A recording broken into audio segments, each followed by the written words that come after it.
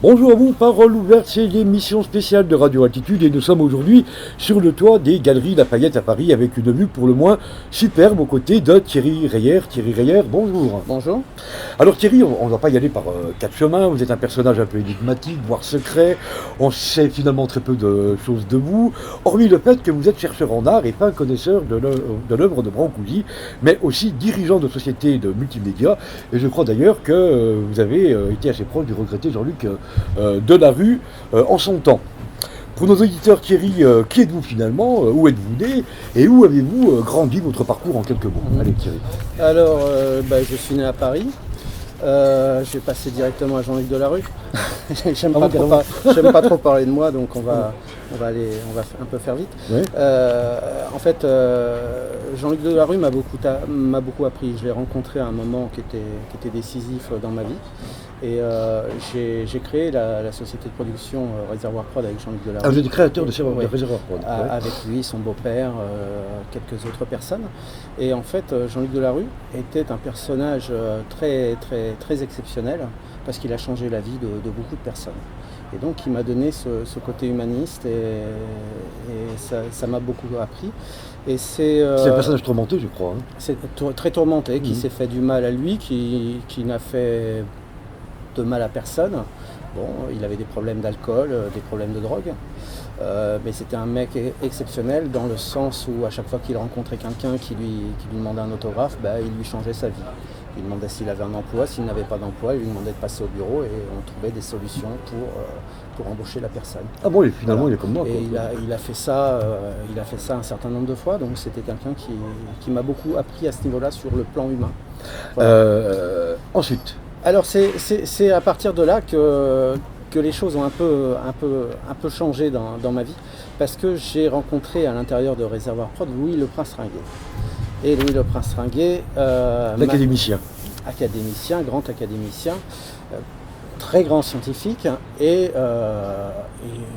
une chose exceptionnelle que pas grand monde ne connaît, c'est que c'était un peintre, et un très bon peintre, à mon sens. Et nous sommes devenus amis, il m'a présenté ses œuvres, il m'a dans sa demeure, un petit château qui était sympathique, et c'est lui qui m'a initié à la science, le lien entre la science et l'art. Voilà. Et donc après plusieurs déjeuners, après plusieurs rencontres, j'ai commencé à comprendre le lien de la science avec l'art. Voilà. Alors je ne dis pas pour détecter les pigments, etc. Je parle simplement dans la création. Dans la création, l'esprit scientifique qui... un peu comme avec vous, finalement, vous êtes rentré directement dans le corps même de ce qu'on peut qualifier l'œuvre, ou avec des passerelles. Tout à fait. Et en fait, cette initiation à la science liée à l'art m'a permis justement d'appréhender l'œuvre de Brancusi d'une manière un peu différente que d'autres experts l'auraient abordé. Alors justement Thierry, est-ce que ça marche à tous les coups, la science? Parce que la science c'est quand même quelque chose de très rationnel finalement, alors que l'art, on ne peut pas dire que ce soit forcément toujours très construit, au moins dans la tête des artistes, même si la production parfois obtient de merveilleux résultats, il n'empêche que la passerelle est complexe, non? Oui, mais l'art c'est de la création et la science permet de comprendre la création. Donc c'est là qu'il y a un lien. Et généralement les artistes sont un peu tourmentés et ils ont un côté spirituel. Donc de là à la spiritualité, ça s'adapte à la science. Et là, on arrive à retrouver des choses. Alors bon, ça, bien entendu, on a Léonard de Vinci qui utilise la science. J'ai étudié il y a pas très longtemps quelques œuvres de Picasso, où j'ai retrouvé des liens avec la science, avec le nombre d'or, avec des choses comme ça. Donc c'est malgré tout assez courant, quoi. Alors, malgré tout, la science ne vous est pas vraiment inconnue, puisque vous avez un aïeul, Pierre Reyer, grand humaniste, qui a été, je crois, à l'origine de la Société de biologie française, pas n'importe qui. Hein, Oui, Thierry. on va dire que c'est le créateur de la médecine moderne. Mhm. Donc il a fait beaucoup. Déjà, il a permis de connaître de très grands médecins tels que Charcot, Davenne, Robin et Claude Bernard, par exemple, pour citer que. C'était Émile Littré. Émile Littré, qui était son grand ami, son meilleur ami. Bon, c'est quelqu'un qui fréquentait George Sand. Il a sauvé la vie du peintre, ça y est, j'ai oublié son nom. Eh ben, C'est pas grave, Thierry. Delacroix. Delacroix. Voilà, il a sauvé la vie de Delacroix, donc sans Pierre Rayer, point d'œuvre de Delacroix. Donc c'est quelque chose de formidable, c'était quelqu'un de formidable. Bon, il avait la particularité d'être ami avec les plus grandes fortunes de la planète, les dirigeants de toute la planète, c'était le médecin de la planète pour ceux qui dirigeaient le monde. Donc les financiers tels que les frères Rothschild, c'était un très bon ami de James de Rothschild. Il était le médecin de Napoléon III. Ah oui, oui. Ami du duc de Morny, ami en un temps de Victor Hugo, George Sand, etc. Oui, bon, ça a été aussi le médecin de Louis-Philippe. Voilà, bon, un personnage clé qui a été oublié, malheureusement parce qu'il était trop proche du pouvoir, donc forcément. Voilà, la République étant arrivée. Faire attention avec le pouvoir. Voilà. Alors, on revient un petit peu à Brancusi, le fameux BZ de 1905. Alors oui, Thierry, vous allez prendre go, vous défiez carrément Alain Decaux, ou du moins vous lui faites un petit croche-patte, mais qu'il vous rend bien quelque part, non? Non, pas du tout. Ouais. Alors, en fait, adolescent, je lisais, j'étais très intéressé par l'histoire. Et donc, notamment sur ses écrits sur Napoléon Bonaparte et Napoléon III. Et donc, je lisais et je trouvais quelques erreurs. Et ces erreurs-là, je lui spécifiais par écrit et je lui envoyais des courriers. J'ai fait ça aussi à André Castelot, entre autres. Et ces deux individus ont été assez exceptionnels parce qu'ils m'ont répondu. Ils m'ont répondu et j'ai des lettres magnifiques de ces deux personnes. Et Alain Decaux qui me dit sur une des lettres que je vous montrerai si l'on se revoit, qui me dit qu'il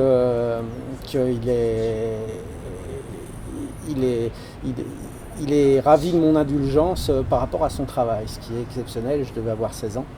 Donc, 16 ans. Je devais avoir 16 ans et il me dit merci de votre indulgence parce que je rectifiais ces erreurs et ces erreurs qui sont écrites et ces erreurs sont reconduites de livre en livre.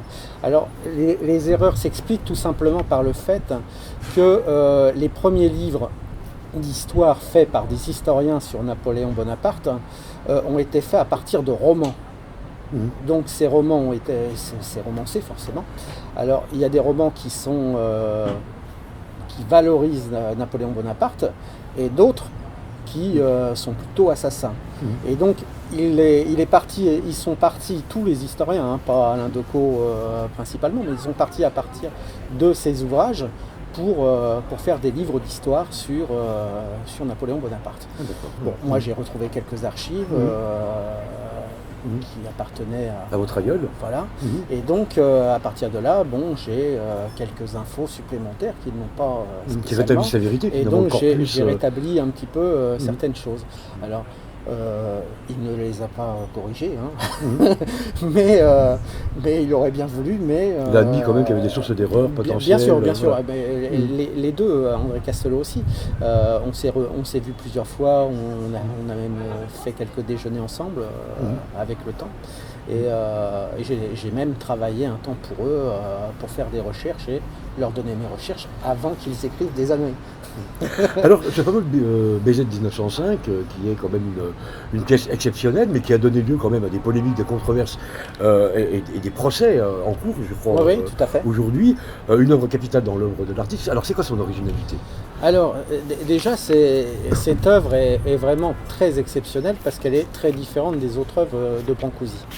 Alors, il est vrai que la première fois, si vous êtes un peu connaisseur de l'œuvre de Brancusi et que vous prenez ce baiser de 1905, vous êtes un peu perplexe sur son authenticité par rapport au reste de l'œuvre de Brancusi.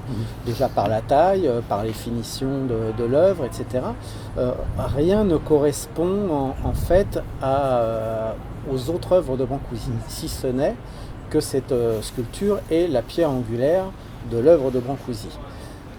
Alors, qui va chercher sa source dans la civilisation, les civilisations précolombiennes. Hein, alors en fait, oui, d'ailleurs je vous ai amené Brancusi, non. Je vous ai amené la sculpture précolombienne, voilà, qui s'inspire totalement du premier baiser de Brancusi. Vous remarquerez que tout y est, même la chevelure, les mains, la chevelure de l'homme sont identiques. Tout est identique. C'est incroyable. Donc là-dessus, à partir de ce moment-là, j'étais persuadé que Brancusi s'était inspiré de la culture Mochica, qui est une culture d'Amérique du Sud, très peu connue, hein, on connaît les Incas, mais rarement les Mochicas. Et à partir de ce moment-là, j'ai pu persuader qu'il s'était complètement inspiré de la culture Mochica, j'ai pu comprendre un certain nombre d'œuvres de Brancusi, à savoir que la culture Mochica représente des animaux qui en plein acte sexuel. Alors l'acte sexuel, ce n'est pas pornographique dans le sens pornographique, c'est que ces religions dans lesquelles il y avait plusieurs dieux, les animaux représentaient des divinités et représentaient la création. Donc par l'accouplement, ça représentait la création divine. Donc à partir de ce moment-là, j'ai pu analyser que des sculptures comme le phoque de Brancusi représentaient un pénis d'homme en érection. J'ai pu m'apercevoir que la sculpture qui s'appelle le crocodile représentait un sexe de crocodile, mais les personnes ne pouvaient pas s'en apercevoir parce que rarement vous serez face à un sexe de crocodile, ça arrive très peu souvent. J'imagine. Donc, mais comme il est très spécifique, il est très facilement reconnaissable. Après, vous avez la tortue. La tortue, ce n'est pas une sculpture de la tortue et du visage de la tortue, enfin de la tête de la tortue, c'est le sexe de la tortue, etc. etc. Il va représenter, au lieu de représenter la face de l'animal ou de l'homme, il va représenter le sexe dans le sens de la création divine. Voilà. Ah, d'accord. Et alors, donc, oui. Alors Thierry, on a également souvent signifié, enfin du moins c'est vous qui l'avez au moins démontré, qu'il avait été initié à l'égyptologie, quelque part inévitablement la franc-maçonnerie, puisqu'on est quand même dans l'ordre du symbolique, hein, je veux dire, oui, tout à fait. Y compris dans l'aspect des sexualités animales. Alors, comment vous voyez cette espèce de rattachement de Brancusi à la franc-maçonnerie, dont l'appartenance est clairement signifiée dans certaines planches d'ailleurs roumaines, hein, dont il est originaire. Moi j'ai fouillé un petit peu, le nom apparaît systématiquement d'ailleurs comme une référence. Est-ce qu'il était en quête de vérité, Brancusi, acheminé par le berceau de l'humanité, comme tous les artistes quelque part, hein, mais... Ce qu'il faut savoir, c'est qu'en 1905, on trouve des photos de Brancusi avec des tenues de prêtre orthodoxe déjà. Donc c'est quelqu'un qui a travaillé sa spiritualité. C'était quelqu'un de très curieux qui s'entourait de grands esprits. Et tous ses amis étaient des intellectuels, des poètes. Donc c'était quelqu'un en quête de connaissances et de spiritualité. C'était l'époque aussi. Hein. Oui, c'était l'époque.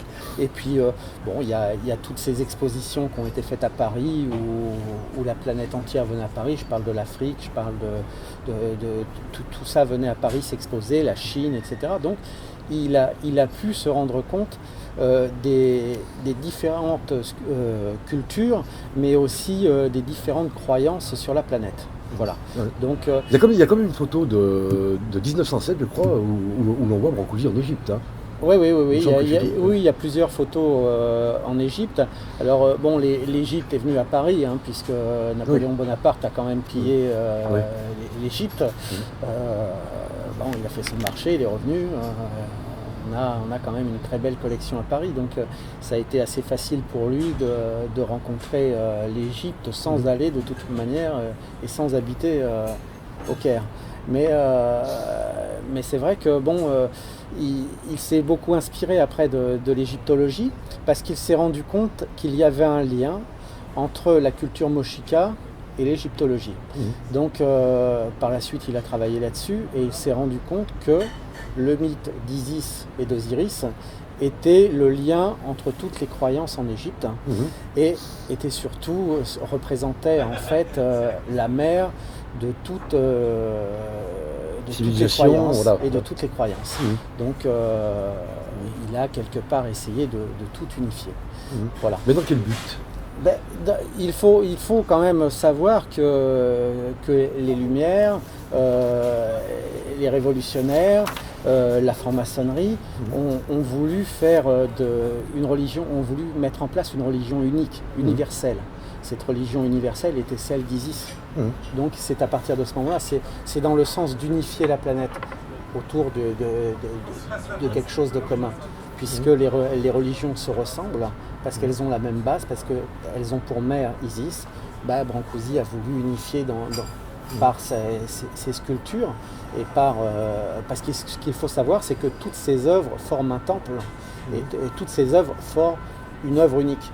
Et donc c'est d'unifier l'homme, la femme et toutes les croyances en une pour la montée vers Dieu. Précisément, en plus, c'est quand même une grande turbulence effectivement intellectuelle, notamment au sein des loges franc-maçonniques, puisque on a quand même la franc-maçonnerie quand même anglicane de la Grande-Bretagne et américaine, qui n'est pas du tout la même franc-maçonnerie finalement qu'en France, puisque c'est la France qui crée quelque part, à ma connaissance, le GOF, par exemple, le Grand Orient de France, qui va chercher ses sources un petit peu ailleurs et qui se met en rupture. Qui est en rupture avec toute la planète. Voilà. Exactement. Et qui n'est peut-être pas considéré comme étant une loge maçonnique par d'autres obédiences dans d'autres pays, quoi. Alors, au-delà de Brancusi, j'ai pu entendre quelques... Mais on va parler quand même, si on parle de franc-maçonnerie, on va parler sur son côté universel. Voilà, exactement. Voilà.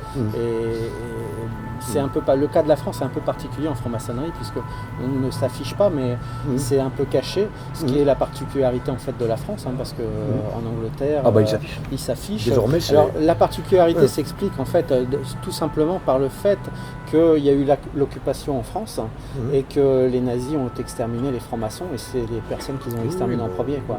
D'ailleurs, le régime de Vichy avait décidé de casser définitivement. Ils les ont même pas déportés, ils les ont tués sur place dès qu'on découvrait sur eux leur pièce d'identité de franc-maçon, ils étaient fusillés directement. Donc, c'est la raison pour laquelle on cache en France encore, il y a ce côté un peu secret. Une crainte, même si les gens ne savent pas pourquoi aujourd'hui ils cachent le fait qu'ils sont francs-maçons, mais ils ne le savent pas toujours, que c'est dû à cette période.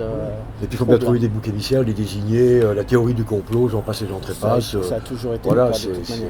Voilà, donc on a les francs-maçons, les juifs, les homosexuels, enfin tous ces gens que l'on met en général au banc de l'humanité et qui pourtant font l'humanité. Mais l'œuvre de Brancusi permet d'unir tout le monde, il n'y a pas de donc il y a un effet unificateur. Il y a cet effet unificateur, oui. Ça c'est très intéressant. Alors, fin connaisseur de l'art que vous êtes, j'ai quand même entendu quelques propos, alors vous n'allez pas de main morte avec Gauguin, notamment Giacometti.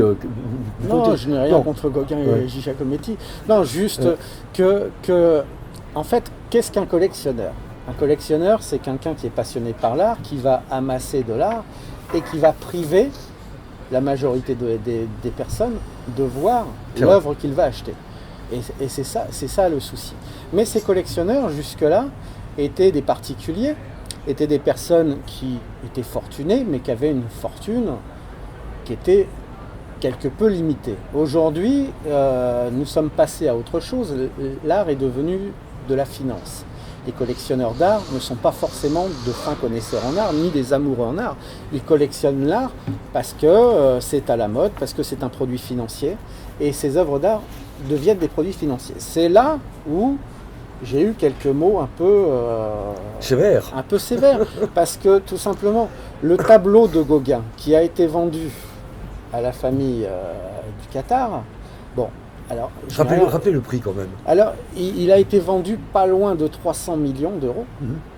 Donc, pour une œuvre qui était estimée entre 20 et 25 millions d'euros quand même. Alors, je vais juste donner une anecdote. c'est le dernier tableau de Gauguin. Alors, ça méritait qu'il ait une valeur assez importante, supérieure par rapport aux autres Gauguins.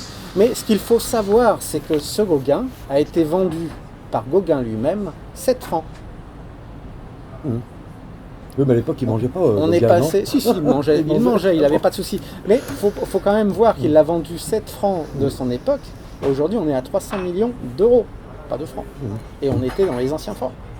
Donc, vous voyez un peu. Ouais. Donc, non, pour la famille du Qatar, je n'ai rien contre eux, tout simplement parce que ils achètent des œuvres d'art, non pas pour les garder pour eux, comme le collectionneur, la définition que je vous ai faite du collectionneur, mais pour l'exposer, puisque toutes les œuvres sont exposées dans leur musée.